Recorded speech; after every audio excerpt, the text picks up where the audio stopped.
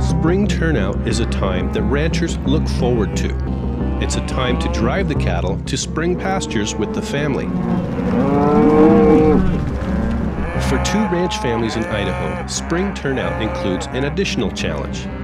The Mink family trails their cattle through busy traffic on US 95 near Cambridge. And the Haka family drives their cattle into an area heavily used by ATVs in the Owyhee Mountains.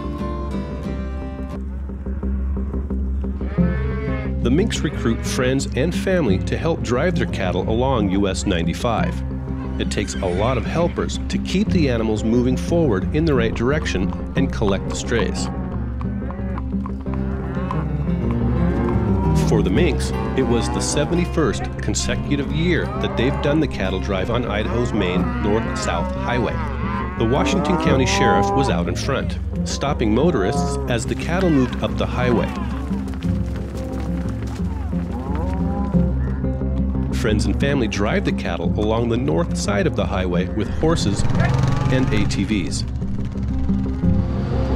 They tried to keep one lane open as the cattle moved through. But sometimes the cattle would cross over to the other lane. It went good today. We had a hell of a good crew, and the cattle, when they come off the feed yard, they come off like a bunch of racehorses, and generally they'll kind of slow up a little bit, but it went well today.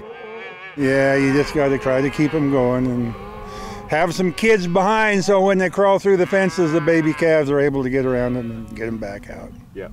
It hasn't always been this easy. People didn't seem to mind stopping for a moment on US 95 to let the cattle move through. Some even took pictures out the window. Wow, that's pretty crazy. I actually used to work on a ranch branding cattle, but they were always contained. One truck driver said, "I've never seen this before. It's like a page out of the Old West." Eventually, the Minks reached the turnoff for their spring pasture and drove the cattle into the hills. We're turning out to our spring pasture. We take about 200 head out in our spring pasture, and then in June, middle of June, we'll gather them and take them to Council Mountain. Mink says US 95 is the most efficient way to reach their spring pasture. It's kind of a history tradition that guy kind of hates to break. Mink says it's nice to move the cattle away from the home ranch to spring pastures. It's just a great feeling. I mean, being able to be out here in the green and the sunshine, and you know, being able to just come out and use the land, use the grass and the resources that we have available to us. Friends of the Minks enjoy being part of the cattle drive. Just for the fun of it. Gives me something to do with my horses. Yeah. You know, I like riding my horses, and so it's just a great activity to do something with them. And the kids had fun too. Because I have to, pretty much. Yeah. Would you do it anyway? Yeah. I like pushing calves. Once the cattle were herded into the spring range, the family took some leisure time to hang out, and the kids picked some wildflowers for the Easter dinner table. We do our kind of family gathering here. We'll have some cinnamon rolls and coffee, and then kind of preparing for Easter, since it's Easter weekend. So right. Been a great day. So like I said, everything went well. Meanwhile, out on the front side of the Owyees, the Haka family led their cattle up the trail towards Chalky Butte Trailhead, a popular off-highway vehicle parking lot. The Hakas have ranched in the area for multiple generations, long before ATVs were invented. My father was born here in 1914, just 20 miles up the road at Reynolds Creek. His family came here in 1909 and settled on the ranch. But we've ranched here, my husband and I, 49 years. Our son is ranching with us. He's 5th generation. And the grandchildren are the 6th generation, and they love what they do. So hopefully we can stay here for many more generations and enjoy the lifestyle that we have. As the cattle approach Chalky Butte, a group of ATV riders come riding up the trail.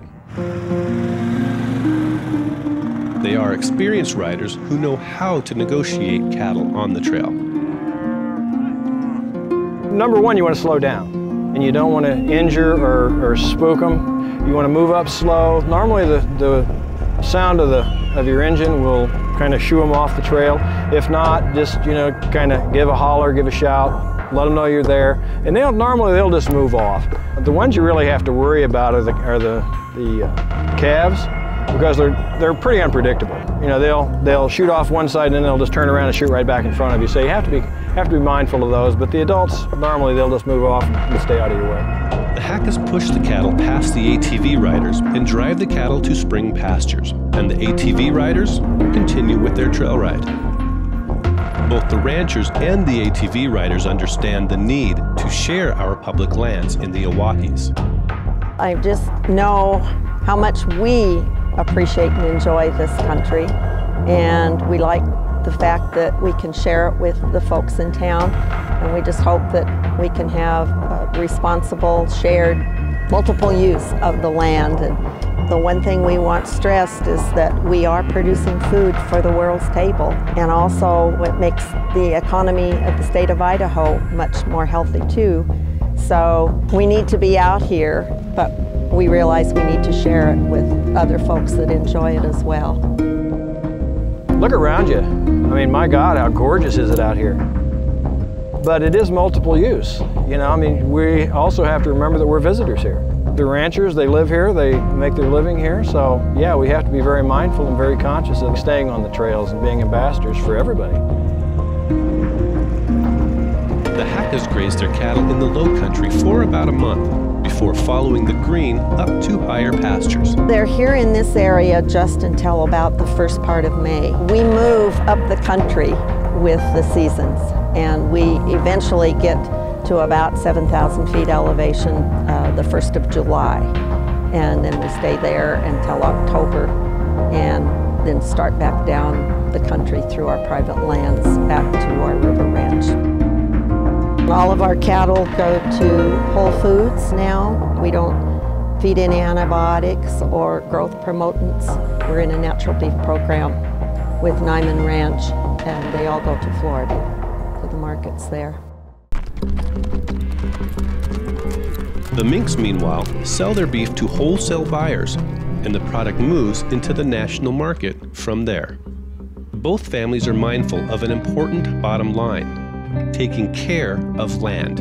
My great uncle used to always tell me when I was a small child, he'd say, now remember one thing, you take care of this land and it'll take care of you. It's taken care of us all these years. So that's just instilled in my mind. Of course, our main goal is to put meat on the world's table, and we feel like through sustainable and responsible use of the land, we will be here for many more generations. We need sustainable land and take care of the environment and replenish what we use.